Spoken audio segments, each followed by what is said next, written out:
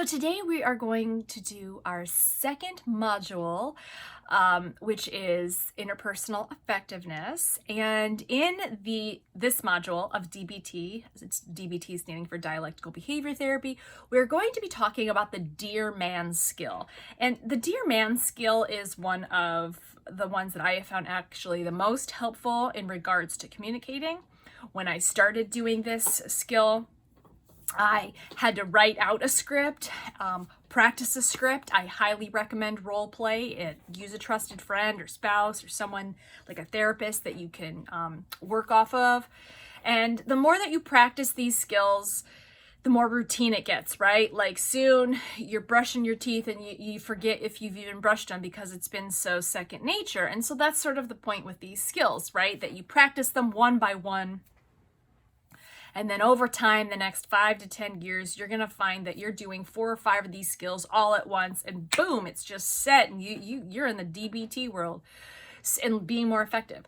But let's read the description off of the DBT app that I have. And again, I'll put up a screenshot of what the app looks like. You can find it in the Google Play Store or in the iPhone App Store.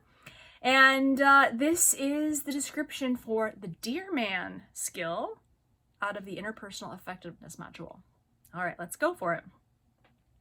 When you want to get your objective met, try to remember to do the following. D, describe the situation. E, express how you feel about it. A, ask or assert what you want. And by the way, this can also be what you don't want. R, reinforce the other person. M, standing for mindful, being mindful. A, standing for appearing competent. And N, being willing to negotiate. No mind reading. I think this is a thing that I wrote in here. No mind reading. Your job is to verbalize your own feelings, concerns, thoughts, and preferences. By contrast, assuming you know the other person's thoughts and motivations, example, you think that, or I know you did this or said this because of this, is almost guaranteed to get you into trouble. Mind reading is one of the biggest obstacles to effective communication. It is invalidating, provocative, and almost always based on assumptions. So I think I've mentioned that with this app, you can detail it and you can personalize it to your own. So this description I've actually written in this last part to help me remind myself more about this skill. So, those of us with BPD, we have found ourselves invalidated over the years, haven't we? We have found that people tell us, oh, you don't feel this way. Oh, you don't feel that way. People don't listen to us. And so when we are not using our DEARMAN skills, sometimes that can lead us to do the very same thing that has been done to us, which we really hate. And that is being invalidating to others and assuming we know what they're thinking. Now, why would we assume? Why would we mind read? Why would we jump to a conclusion?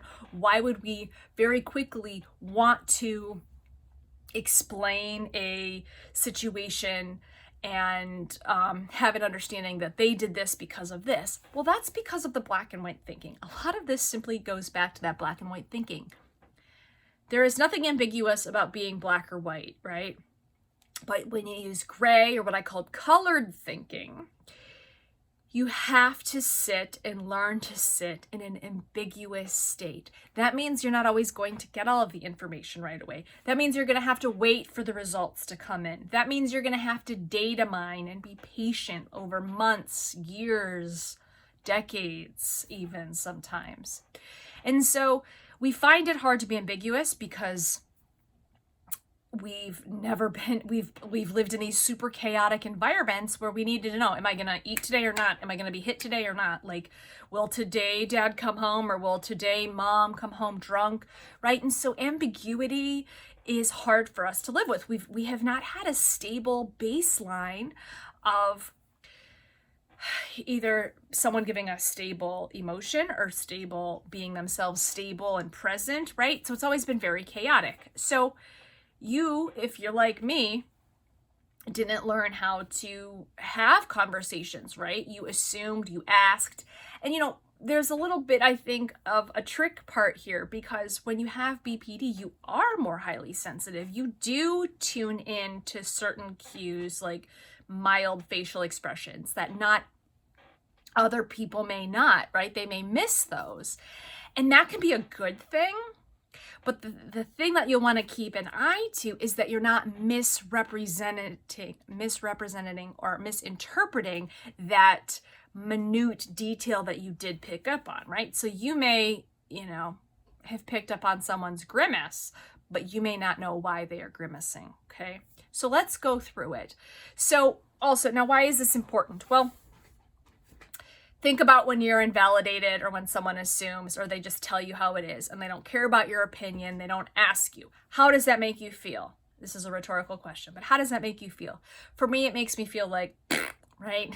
Makes me feel not heard, makes me not want to interact with them. I avoid this person. I think low of this person, right?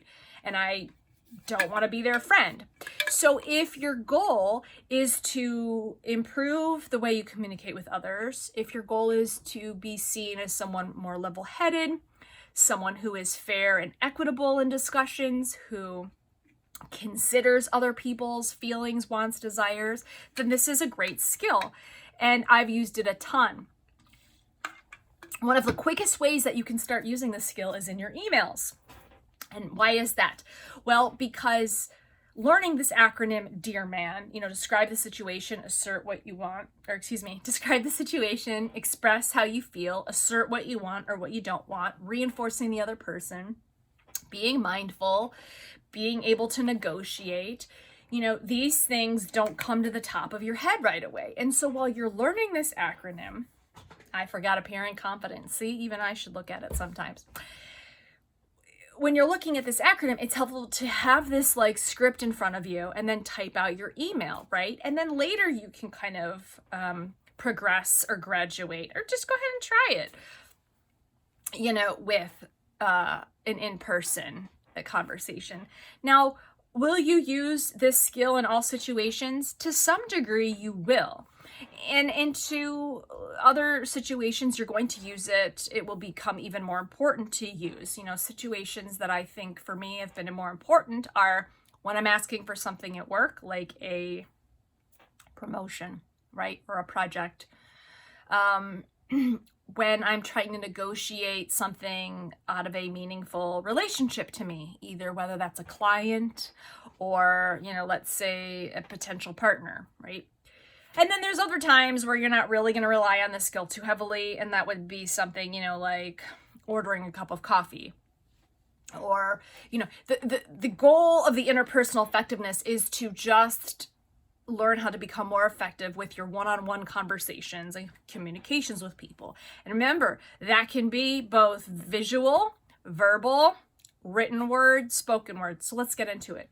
So I'm going to go through what each of these acronyms stands for, each letter in the acronym stands for, and then I'm going to do a few DEARMANs in real time here so that you can see what they look like. Okay, so describe the situation.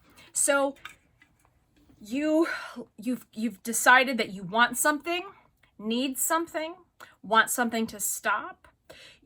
You're making a request, and a request can be either like, I would like this, or it can also be, I would like this to stop, okay? So, excuse me, I'm very thirsty. I've been doing a lot of talking today. So let's describe the situation. So describing the situation, this D for describe is facts, right? I'm wearing a red sweatshirt. I am sitting in a chair. There is a lamp behind me. You are simply describing facts, okay? The situation as it factually is, right? You and I live in an apartment together, right? I am usually using the car every day, right? You're just describing by facts. Now, the E for express is now your emotions, how you feel about the situation. And this does not have to be fact. This is not based on fact. This is based on your feelings and interpretation, right? Okay, so I'm sitting at a desk is the fact, And I really like my desk. It's a very comfortable space for me, and I really enjoy sitting in here and recording videos. Okay, so I'm expressing the situation. The ask is what you would request, right? So not to be the R, ask or assert, not to be confused with the R and reinforce. So asking for something, now you have told them the situation, or you've described the situation, you've expressed how you felt about it, now you're going to ask for something, right? So let's pretend that I live with someone else and I don't, and that I share this office space with someone, okay? So perhaps my assert might be, hi kitty, perhaps my assert might be, or my ask might be, that I would like to start using the desk also during the afternoon time, okay? We have a shared workspace, let's just pretend, okay? So that would be the assert. I would, I'd be saying, hey, we have a shared desk in our office space that we both use. I really love sitting at the desk. It really makes me feel comfortable. I feel like I can get a lot of work done in there. It's really been beneficial. I'm wondering if you don't mind if I also use the desk from 12 to 1 p.m. Okay, now we're at the R in the DEARMAN, reinforce. Now, reinforce the other person is essentially telling them what they get out of it, right? We all want to get everything's an exchange, right? Like sometimes you do things just because you want to, like you buy someone a gift. But if you're trying to negotiate something, you also want to show them what's in it for them. And so reinforcing the other person might sound like this. Okay, so let's start from the top. Describe the situation. We live in a 3-bedroom apartment, and we've turned the 3rd bedroom into an office where we have a shared desk space. I really love using the office. The desk is super comfortable. I get a lot of work done in there. I was wondering if I could also start using the desk between 12 and 1. I know, however, that you sometimes like to use the desk from 12 to 1, and so I don't want to encroach or take it away from you. Okay, so this is also now going into mindful. So being mindful, you are tuning into what their needs might be, right? You're not forgetting them in this situation. So being mindful is kind of what I just did there in the reinforce. I'm gonna kind of roll it into one, right? So being mindful and reinforcing could say something like, I know that you also really enjoy the desk and sometimes you use it from 12 to 1, and I want to keep that for you. And I was wondering maybe if we could start maybe trying to trade off some different times. Maybe that might work for both of us. And the N is for negotiate, right? So now be prepared that they may say no. Be prepared they may say yes. And preemptively, I would say be willing to negotiate something, right? And so again, I kind of just did M, A, and N all in one role. So by being mindful, sometimes isn't even a verbal thing. So the being mindful is kind of assessing like, okay, am I about to encroach on their needs for the desk? Like, how do they feel about the desk? What can I maybe expect they might say? Appearing confident, I'm not fidgeting. I'm not like biting my nail. Like I'm not look like I'm apologizing for asserting myself. No apologies for asking for what you want. It's the number one way to show someone that they can just say no and they'll walk all over you. And in that negotiate, I also did a trade-off. Okay, so keeping all that in mind, I'm going to do it all again. Okay, describe, express, ask, reinforce, being mindful, appearing confident, being willing to negotiate. Sounds something like this. Okay. Ooh, that pillow really got up there. Okay. Hey, Sarah, we live in a 3-bedroom apartment and we've been using the 3rd room as a shared office space, and I'm really enjoying the desk. It's really made me feel comfortable and I feel focused in there and I get a lot of work done. And I was wondering if I could start also using the desk between 12 and 1 p.m. Now, I know sometimes you use the desk area for your meetings from 12 to 1 p.m. And so I definitely don't want to encroach on you. But maybe I was wondering if we could perhaps trade off every other day. Maybe Mondays, Wednesdays, Thursdays, you get the room. And then on Tuesdays and Fridays, I would get it. What do you think? Any thoughts? So in that last part of negotiate, that is something that I've tagged on is, you know, I'll ask them a question. You know, in a previous video, I remarked how questions are very powerful, right? That asking a question, opening the dialogue is very powerful in inviting the other person's responses. It makes them feel included. It makes them feel they're a part of the decision making. And, you know, with my experience working in the corporate world, I realized that offering busy executives a few choices to choose from made their life even simpler and sometimes made me look like the hero, right? And so that's kind of what I did. Like, I offered a solution at the end. I said, okay, you get the room 3 days and I get the room 2 days. What do you think, right? And they may come back with, well, I would actually rather have it Tuesdays and Mondays. Would you like it Wednesday through Friday? That's a negotiation. Okay, so let's try another example. Let's do that work analogy that I did. So let's say there was actually a situation where I asked for a raise at work and I hadn't got one for a while, but I was doing a shit ton more work than I was being paid for. So I wrote a email to my then boss, and I'm going to go through essentially what I said in this email, and then I'm going to tell you what she said, and then I'm going to tell you what the outcome was. Okay. Well, we already know what the outcome is, isn't it? I open up my own business. Okay. All right. Stop squeaking in that chair, Jennifer. Okay. So this is what I said basically in my email. So it went something like this, you know, I'm going to use fake names, you know. Dear Mrs. Robinson, as you know, I have been in the position as executive assistant for the last 2 years, and I have accomplished the following things. And then I listed a bunch of accomplishments.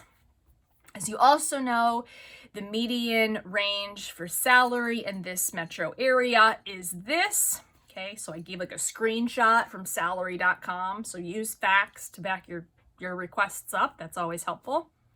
However, I am being paid this amount. I feel that this is the express part. I feel that I have done a really solid job getting things done on time. I've been very dedicated. I've taken very few days off. And thus, I'm asking for an increase in pay, and I would like to see my increase be at this amount. Okay, now this is where I reinforce. Doing so will help me feel much more valuable to my job, and it will also keep me productive, and I believe it will stimulate me to come up with more ideas to better serve in my job, knowing that I am being valued to what I believe I can be valued at. Mindful. Okay, appearing confident. So you'll see I haven't said anything nasty. I haven't said anything that would betray my goal, right? I haven't said, why the fuck haven't you given me my raise? I deserve it. Why am I being underpaid? I might think that, but I'm not saying that, right? So I'll say something like, and by the way, that's something that I just want to say that sometimes I felt like even if I had one of these problematic thoughts, like, what the fuck, or something negative, while it's not healthy or helpful to sometimes have those thoughts, sometimes I felt that even having them was just as worse or akin to actually saying them out loud. And I just want to make a quick tangent and dissertation here that it's not the same thing, okay? They don't know what you think. They don't know what you've thought, so don't think that they know. They don't know. Okay. So I'm being mindful, I'm appearing confident, right? So I'll say something like, I know that this is October and our review is not until January, but I wanted to start bringing this up now so that we all have time to plan, and so it makes your job doing my review all the much easier. I look forward to hearing your thoughts. Please let me know if you'd like any other questions answered or if you need anything from me for clarification. Thank you. Respectfully, Jen, right? So at the end, I negotiated. I asked what she might need. I also let her know that I know that review time isn't for another 3 months.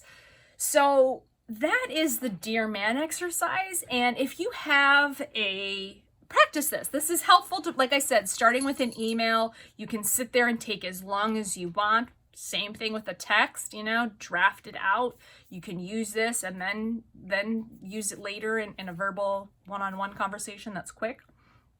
But writing it out helps you think about the process, you know, what you want to say, go back, take a look at it. And eventually you're going to use these things without even thinking about it. I promise you, they will come. It'll take several years of practice, but it will come eventually. If you have a request of a certain situation that you might be having trouble dealing with, I'm interested in helping. So if you would like my feedback, please, you know, message me in the comment section about, you know, a conversation that you might be having trouble with and how maybe best the DEARMAN skill could be used for you. Until I talk to you next time, you've been watching BPD Woman. My name is Jen. Thank you for tuning in. Please consider subscribing, liking, sharing, commenting. And until I talk to you next time, and whatever you do, please be effective. Bye.